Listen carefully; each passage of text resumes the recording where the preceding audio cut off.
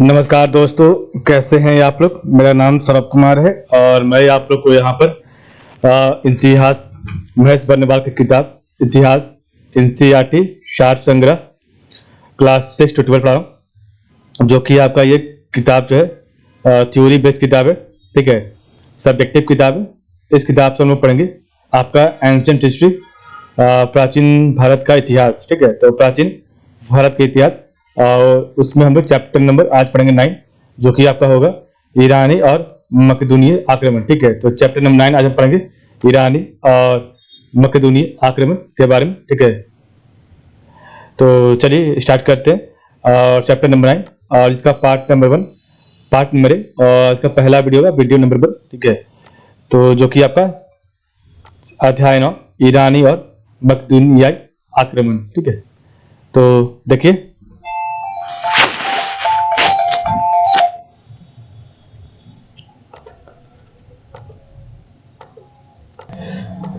ईरानी आक्रमण। तो हम यहाँ पर पढ़ेंगे ईरानी आक्रमण के बारे में। ठीक है, तो जिस समय मगध के राजा अपने साम्राज्य का विस्तार कर रहे थे, उसी समय ईरान के हाकमानी शासक भी अपने राज्य का विस्तार कर रहे थे। ठीक है, भारत पर आक्रमण करने में, तो भारत पर आक्रमण करने में प्रथम सफलता दार बहु को प्राप्त हुई थी, जो साइरस का उत्तराधिकारी था। ठीक है, तो भारत पर आक्रमण करने में प्रथम सफलता दार ये बहु को प्राप्त हुई थी, जो साइरस का उत्तराधिकारी था। ठीक है, दारा प्रथम के 3 अभिलेखों, तो दारा प्रथम के 3 अभिलेखों बेहिस्तून, पोलिस एवं नक्शे रुस्तम से यह सिद्ध होता है कि उसी ने सर्वप्रथम सिंधु नदी के तटवर्ती भारतीय भूभागों का अधिकृत किया था।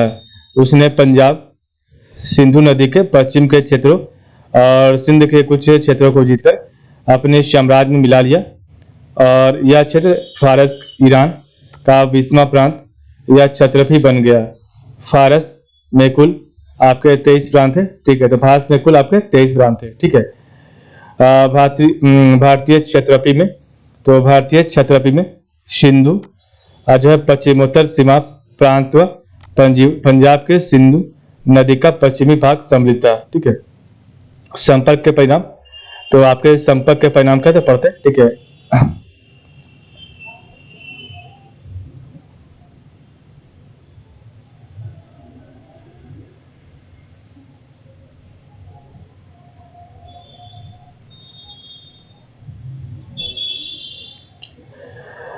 ईरानी लिपिकार कातिब, तो ईरानी लिपिकार कातिब भारत में लेखन का एक विशेष रूप ले आया, जो आगे चलकर खरोष्टी के नाम से प्रसिद्ध हुआ। ठीक है, और यह लिपि अरबी की तरह दाईं से जो है बाईं ओर लिखी जाती थी। ठीक है,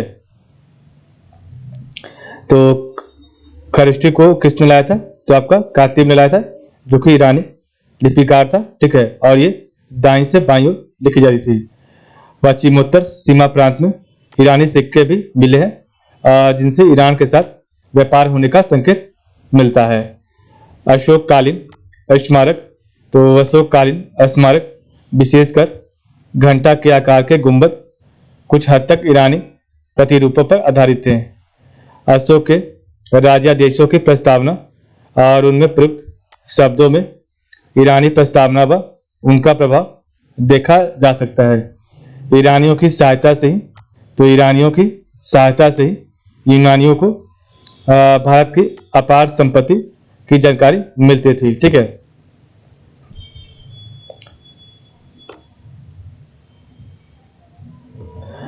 सिकंदर के आक्रमण के समय भारत के स्वतंत्र राज्य कौन कौन थे, तो सिकंदर के आक्रमण के समय भारत के स्वतंत्र राज्य। ठीक है, तो पहला आपका तक्षशिला। ठीक है, दूसरा आपका है सुदरक, तीसरा आपका है पाटल से बोलते हैं, चौथा आपका कुरु। ठीक है, पांचवा आपका है आसपेसियान। ठीक है, छठा आपका है निशा, सातवां आपका गुरियनस, आठवां आपका प्यूकेला ओटिस, तो प्यूकेला ओटिस है आठवां, नौवां आपका अस्केनोस, 10वां आपका अरिस्टिक्स, ठीक है। 11th आपका संबोस।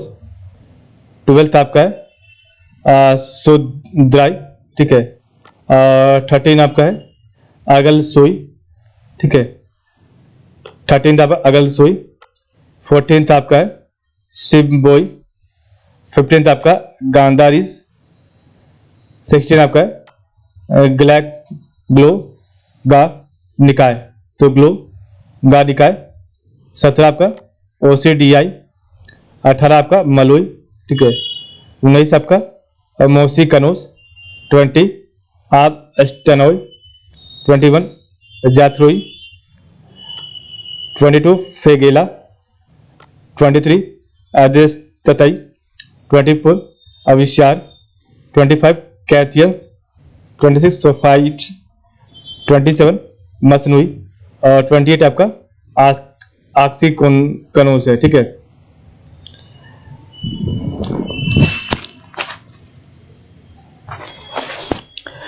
तो ये आपके पंजाब व सिंध क्षेत्र में 28 स्वतंत्र राज्य थे, ठीक है। तो पंजाब व सिंध के क्षेत्र में टोटल आपका 28 जो कि स्वतंत्र राज्य थे, तो उन्हीं के बारे में ऊपर दिया गया, ठीक है। और यही आपके जो है स्वतंत्र राज्य थे आपके पश्चिमोत्तर भारत में, जो कि आपके पाकिस्तान और अफगानिस्तान के साइड में ये था, ठीक है। तो तक्षशिला, शूद्रक, पाटल, तुरु, आस्पेसियान, निशा, ब्रुएनस, ट्यूकोलाउटिस, एस्केनोस, अर्सिक्स, शंभोस, सुदराई, अगलसोई, सिबोई, गांधारीस, ग्लौगा निकाय, ओसेडियाई, मलोई, मोसी कनूस, आबस्टनोई, जाथरोई, फेगेला, अद्रस्ततई, अविसार, कैथियन, सुफाइट, मसनोई और अक्सीकनोस, ठीक है। तो ये आपका पंजाब और सिंध के 28 जो है स्वतंत्र राज्य थे, ठीक है, सिकंदर के आक्रमण के समय, ठीक है।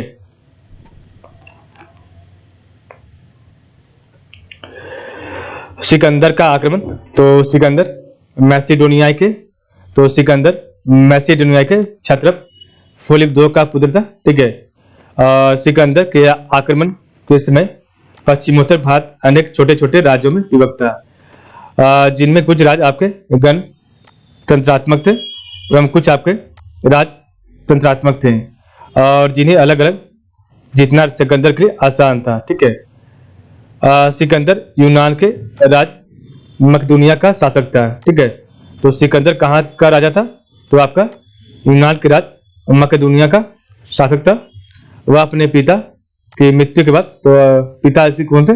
तो फिलिप II की मृत्यु के बाद 336 ईसा पूर्व में गद्दी पर बैठा आपके यूनानी देश की गद्दी पर, ठीक है। और उसने काबुल व सिंध के मध्य सिकंदरिया नमक नगर की स्थापना की थी, ठीक है। तो आपका जो है काबुल अफगानिस्तान और सिंध पाकिस्तान के बीच में जो है आपका सिकंदरिया नामक नगर की स्थापना किया था, ठीक है, सिकंदर ने। और सिकंदर के गुरु अरस्तु थे, ठीक है। और अरस्तु यूनानी दार्शनिक थे जो प्लेटो के शिष्य थे, ठीक है। तो प्लेटो के शिष्य थे आपके अरस्तु, और अरस्तु के शिष्य थे सिकंदर, ठीक है। प्लेटो APAS पैस, ठीक है। तो प्लेटो, अरस्तु, सिकंदर, ठीक है। और अरस्तु का जन्म स्टेगेरियाई नामक नगर में हुआ था। अरस्तु ने भौतिक, अध्यात्म, मेडिटेशन, पोएट्री, कविता, नाटक, संगीत, तर्कशास्त्र, राजनीति शास्त्र, नीति शास्त्र, जीव विज्ञान सहित कई विषयों पर रचना की थी, ठीक है। सिकंदर ने सिर्फ एशिया माइनर, टर्की और इराक को ही नहीं बल्कि ईरान को भी जीत लिया, ठीक है। सिकंदर ने न सिर्फ एशिया माइनर, टर्की और इराक को ही नहीं बल्कि ईरान को भी जीत लिया। ईरान से वह भारत की ओर बढ़ा था, ठीक है।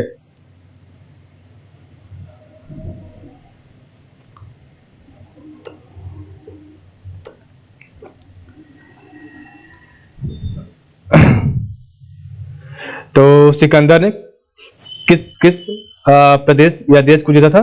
तो टर्की को, इराक को और ईरान को भी जीत लिया था। ठीक है, तो जब ईरान को उसने जीता तो उसके बाद वो भारत की तरफ बढ़ा और उसमें भारत आपका अफगानिस्तान के क्षेत्र तक फैला हुआ था। ठीक है, तो सिकंदर के समकालीन यूनानी लेखकों का विवरण क्या है तो पढ़ते हैं। तो सिकंदर के समय यूनानी लेखकों का विवरण,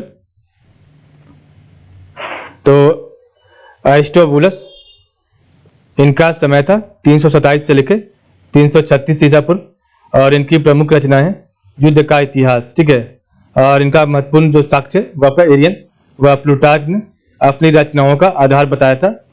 ओनो सेक्रेटिस, इनका समय 327 से लेकर 336 ईसा पूर्व और इनकी प्रमुख रचनाएं हैं सिकंदर की जीवनी। ठीक है, और महत्वपूर्ण साक्ष्य आपके यह जहाजी बेड़े का चालक था। ठीक है, निरियाकस, तो इनका समय था 327 से लेकर 326 ईसा पूर्व और एस्ट्रैबो व एरियन, उनकी प्रमुख रचनाएं एरियन विवरण, और यह सिकंदर के जहाजी बेड़े का एडमिरल था। ठीक है, तो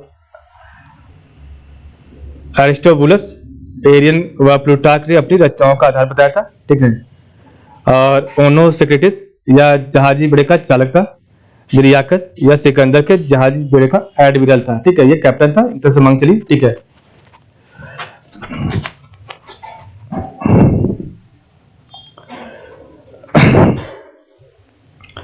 तो सिकंदर का आक्रमण, तो ये आपका सिकंदर का आक्रमण किस किस एरिया में था। ठीक है, उसी के बारे में यहाँ पर बताया गया। ठीक है, तो ये आपका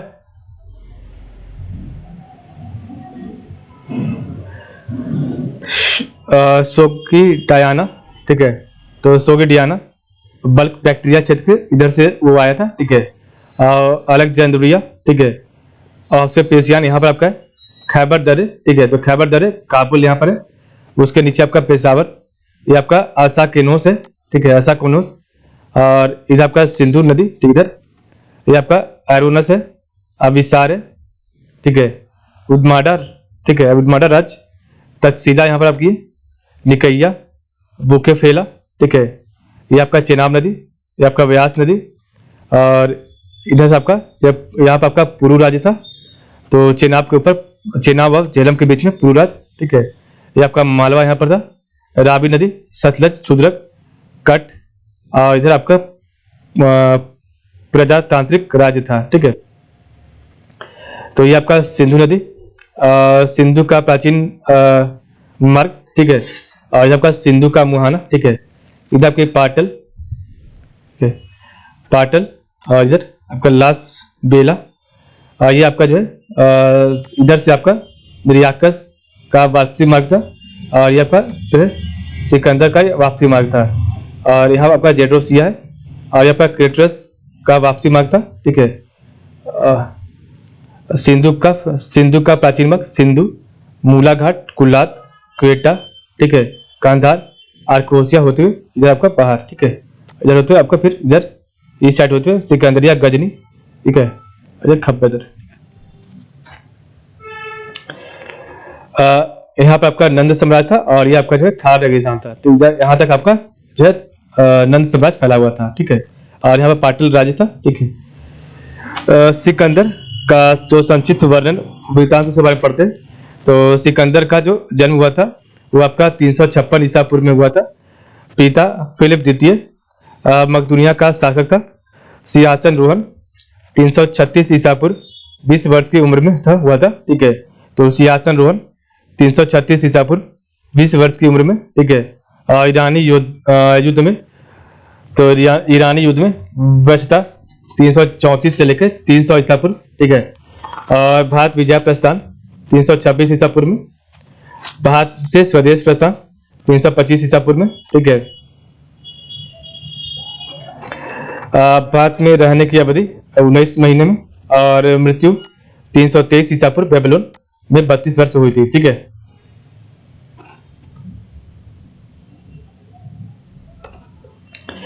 तो सिकंदर का जन्म 356 ईसा पूर्व में हुआ था। पिता का नाम फिलिप द्वितीय था, जो कि मकदूनिया का शासक था, और सिकंदर का सिंहासन रोहन 336 ईसा पूर्व 20 साल की उम्र में हुआ, और ईरानी युद्ध में बचता, तो ईरान के युद्ध में इसने जो भाग लिया था वो आपका 334 से लेकर 330 ईसा पूर्व के बीच में। और भारत विजय प्रस्थान इसने 326 ईसा पूर्व में किया। और भारत से स्वदेश प्रस्थान, वो भारत से अपने जो है मकदूनिया की ओर इसने 325 ईसा पूर्व में जो है वापस लौटा। और भारत में रहने की अवधि 19 महीने, और इसकी मृत्यु जो है 323 ईसा पूर्व में बेबीलोन में 32 वर्ष की उम्र में हो गया था। इतिहास के पिता, तो इतिहास के पिता कहे जाने वाले हेरोडोटस और अन्य यूनानी लेखकों को, तो इतिहास के पिता कहे जाने वाले हेरोडोटस और अन्य यूनानी लेखकों ने भारत का वर्णन अपार संपत्ति वाले देश के रूप में किया था। और इसी वर्णन को पढ़कर सिकंदर भारत पर आक्रमण करने के लिए प्रेरित हुआ था। ईसा पूर्व 34 सदी में, तो ईसा पूर्व 34 सदी में विश्व पर अपना आधिपत्य स्थापित करने के लिए यूनानियों और ईरानियों के मत संघर्ष हुए। सिकंदर के नेतृत्व में यूनानियों ने आखिरकार ईरानी साम्राज्य को नष्ट कर दिया, जिसके बाद सिकंदर भारत की ओर बढ़ा था। ठीक है,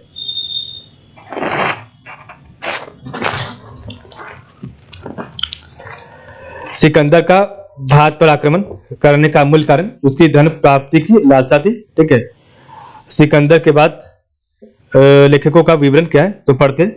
तो इधर आपका लेखक का नाम है, इधर उनका समय काल है, और इधर आपका प्रमुख रचनाएं हैं।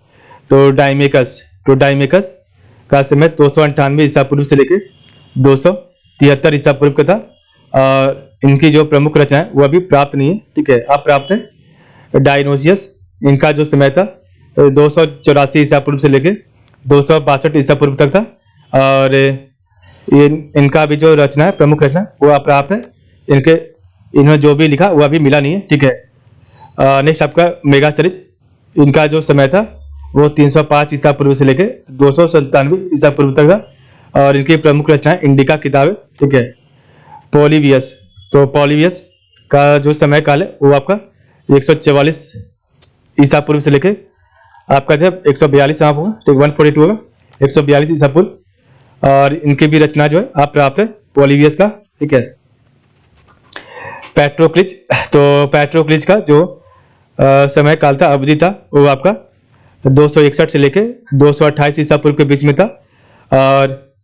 और इनकी जो प्रमुख रचना है वो आपका पूर्वी देशों का भूगोल। ठीक है, इन्होंने लिखा था, पैट्रोक्लिज ने लिखा था, पैट्रोक्लिज ने पूर्वी देशों का भूगोल लिखा था इन्होंने।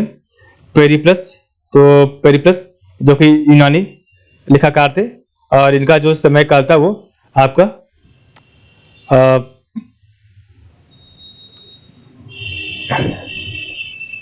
यहाँ पर आपका जो लिखा हुआ है अवधि वो आपका गलत लिखा हुआ। ठीक है, समय जो है गलत लिखा हुआ। ठीक है, तो इसको छोड़ देते।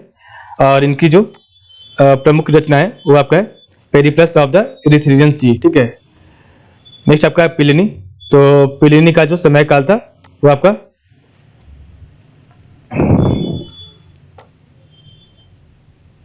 78 से लेके 77 ईसा पूर्व था।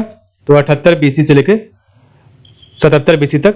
और ये आपका लैटिन भाषा में। ठीक है, और ये आपका नेचुरल हिस्ट्री था। ठीक है, एरियन, तो एरियन आपका जो है इनकी समय अवधि सेकंड बीसी थी। और इनका जो प्रमुख रचना है वो आपका सिकंदर का आक्रमण था।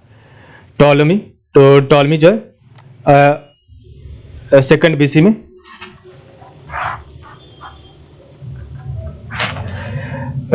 दूसरी शताब्दी ईसा पूर्व में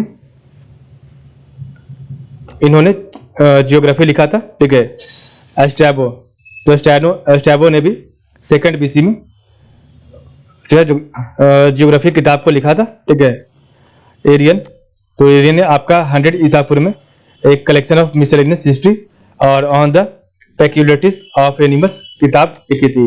तो एरियन ने 100 ईसा पूर्व की अवधि में एक कलेक्शन ऑफ मिसलेनियस हिस्ट्री और ऑन द पेक्यूलियरिटीज ऑफ एनिमल्स किताब लिखी थी। ठीक है, एरियन ने। तो हमने पढ़ा आपका डायमेकस के बारे में, डायनोसियस के बारे में, मेगास्थनीज के बारे में, पॉलीबियस के बारे में, पेट्रोक्लिज के बारे में, पेरिप्लस यूनानी, प्लिनी, एरियन, टॉलेमी, स्ट्रैबो और एरियन के बारे में। सिकंदर जो है खैबर दर्रे से होकर भारत आया था, ठीक है। तो आपका जो खैबर दर्रा था दिखाते कहाँ पर था, ठीक है। तो ये आपका जो है तो जो है सिकंदर जो है इसी रास्ते हुए होते हुए आपका जो खैबर दर्रा यहाँ से, ठीक है, इस एरिया से जो है इंटर किया था आपका भारत में सिकंदर ने, इस एरिया से, ठीक है। तो ये बैक्टीरिया बल्क का राजा था मकदूनिया का, ठीक है। और इधर से होते हुए ये खैबर दर्रे होते हुए भारत आया था, ठीक है। बैक्टीरिया जो था बैक्टीरिया का राजा नहीं था, वो मकदूनिया का राजा था, सिकंदर मकदूनिया का, ठीक है।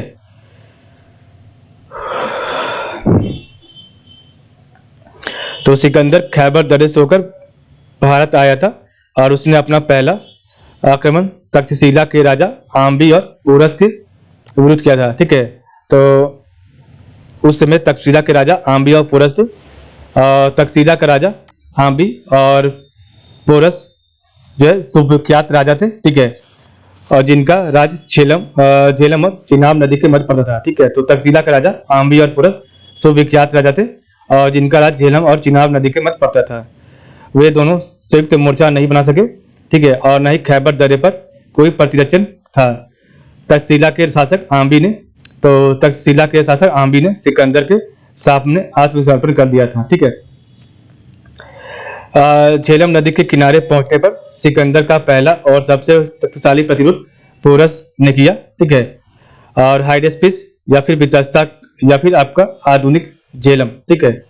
तो आपका तीनों एक ही नाम है। तो हाइडेस्पिस, बितस्ता, आधुनिक झेलम, पोरस और सिकंदर के मध्य झेलम नदी के किनारे सुप्रसिद्ध बितस्ता का युद्ध हुआ, जिसमें सिकंदर ने पोरस को पराजित कर दिया। भारतीय राजा की बहादुरी और साहस से प्रभावित होकर सिकंदर ने पोरस को राज वापस कर दिया, ठीक है, और उसे अपना सहयोगी बना लिया। पोरस के बाद सिकंदर ने ग्लौगा निकाय व कठ जातियों को पराजित किया, ठीक है। तो पोरस के बाद सिकंदर ने ग्लौगा निकाय व कठ जातियों को पराजित किया, ठीक है।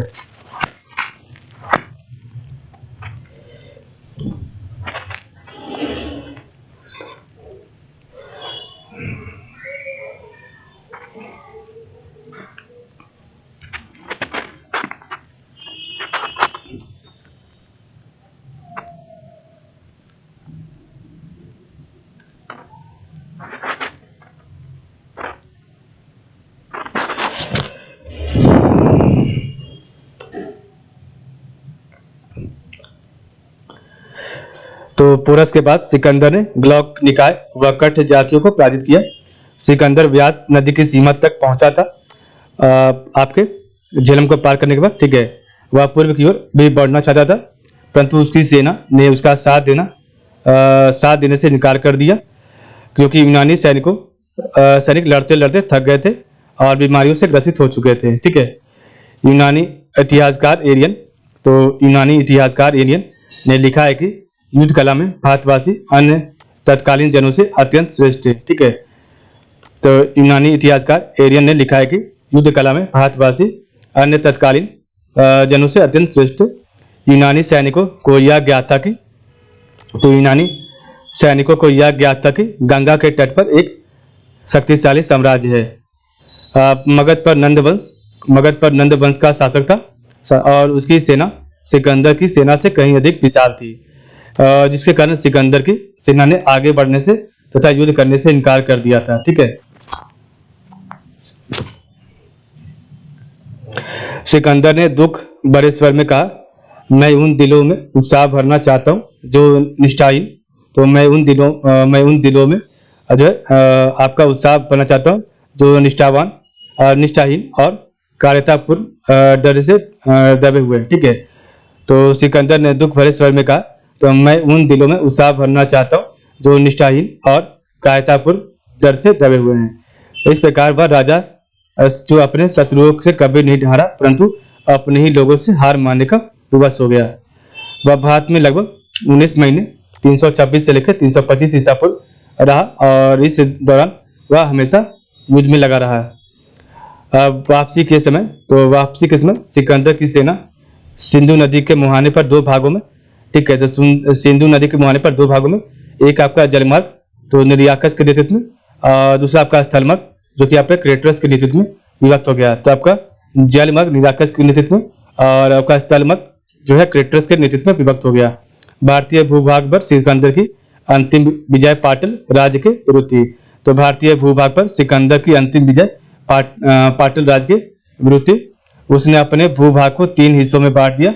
तो उसने अपने भूभाग को 3 हिस्सों में बांट दिया और 3 यूनानी गवर्नरों स्थानीय शासकों के हाथ सौंप दिए। ठीक है, तो 3 हिस्सों में बांटा था और ठीक है, और 3 यूनानी गवर्नरों के हाथों सौंप दिए जो कि स्थानीय शासक ही थे। ठीक है, और सिकंदर का अंतिम जो विजय था वो विजय पाटल राज्य के विरुद्ध था। ठीक है, सिकंदर ने 2 नगर बसाए थे। तो सिकंदर ने 2 नगर बसाए थे जिनमें पहला आपका बुकेफेला झेलम नदी और दूसरा आपका निकैया नगर विजयनगर था, जिसे उसने पोरस पर विजय की स्थिति में बसाया था। ठीक है, सिकंदर के आक्रमण के परिणाम। तो सिकंदर के आक्रमण के परिणाम क्या थे? तो इस आक्रमण का सबसे महत्वपूर्ण परिणाम भारत और यूनान के बीच विभिन्न क्षेत्रों में प्रत्यक्ष संपर्क की स्थापना थी। सिकंदर के अभियान से 4 विभिन्न स्थल मार्गों और जल मार्गों के द्वार खुल गए थे। ठीक है, भारत में गंधार शैली की कला जिसका विकास 2वीं शताब्दी ईसा पूर्व में हुआ, वह यूनानी प्रभाव का ही परिणाम है। तो भारत में गंधार शैली की कला जिसका विकास 2वीं शताब्दी ईसा पूर्व में हुआ, वह यूनानी प्रभाव का ही परिणाम है। ठीक है, इससे यूनानी व्यापारियों और शिल्पियों के लिए मार्ग प्रशस्त हुआ तथा व्यापार की तत्कालीन सुविधा बढ़ी। ठीक है, तो इससे यूनानी व्यापारियों और शिल्पियों के लिए मार्ग प्रशस्त हुआ तथा व्यापार की तत्कालीन सुविधा बढ़ी थी। ठीक है, आक्रमण के समय, तो आक्रमण के परिणाम स्वरूप इन क्षेत्रों में यूनानी उपनिवेश स्थापित हुए। तो आक्रमण के परिणाम स्वरूप इन क्षेत्रों में यूनानी उपनिवेश स्थापित हुए और उनमें झेलम के तट पर बुकेफेला और सिंधु के तट पर सिकंदरिया का अधिक महत्व था। ठीक है, तो आक्रमण के परिणाम स्वरूप इन क्षेत्रों में यूनानी उपनिवेश स्थापित हुए और उनमें झेलम के तट पर बुकेफेला और सिंधु के तट पर सिकंदरिया का अधिक महत्व था। ठीक है,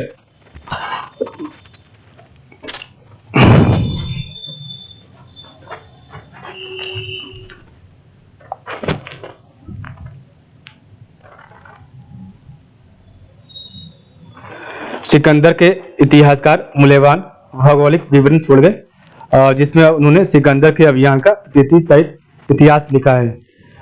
इससे हमें भारत में हुई घटनाओं का तिथिगत इतिहास तैयार करने में सहायता मिलती है। सिकंदर के इतिहासकार हमें सामाजिक और आर्थिक स्थिति के विषय में महत्वपूर्ण जानकारी देते हैं। वे हमें सती प्रथा, गरीब माँ बाप द्वारा अपनी पुत्रियों को बेचने और पश्चिमोत्तर भारत के उत्तम नस्ल वाले गाय बैलों के विषय में बताते हैं। पश्चिमोत्तर भारत के छोटे छोटे राज्यों की सत्ता को नष्ट कर सिकंदर के आक्रमण ने इस क्षेत्र में मौर्य साम्राज्य के विस्तार का मार्ग प्रशस्त किया था। ठीक है, सिकंदर द्वारा विजित क्षेत्र। तो सिकंदर के द्वारा जो विजित क्षेत्र हुआ था, तो सिकंदर ने विजित क्षेत्रों के 4 प्रशासनिक इकाइयों में बांटकर अलग अलग उच्चाधिकारी नियुक्त किए जो निम्नलिखित है। ठीक है,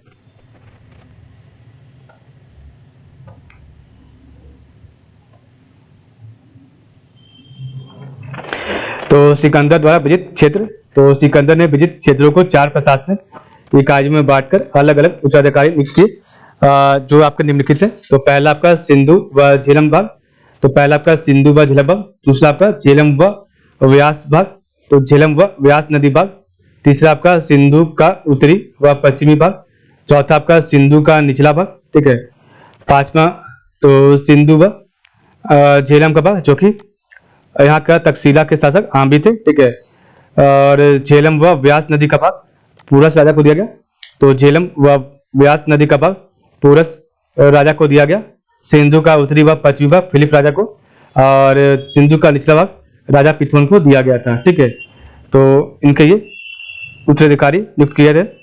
तो सिंधु व झेलम का भाग तक्षशिला के शासक आम्बी, झेलम व व्यास नदी भाग पूरस राजा, सिंधु का उत्तरी व पश्चिमी भाग फिलिप और सिंधु का निचला भाग पिथोन को।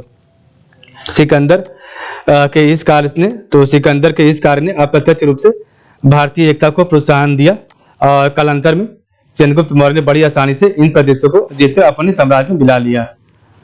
इस प्रकार यदि पूर्वी भारत में उग्रसेन, महापद्म, मगध के सिंहासन पर चंद्रगुप्त मौर्य पर का अग्रज हो रहा, तो पश्चिमोत्तर भारत में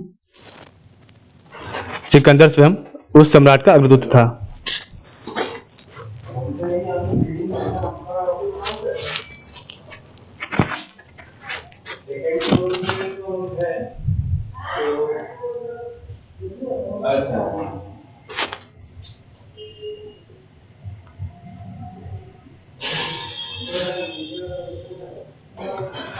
सिकंदर से पूर्व यूनानी लेखकों का विवरण। तो ये आपका लेखक है, ये आपका समय और एक प्रमुख रचनाएं, ठीक है।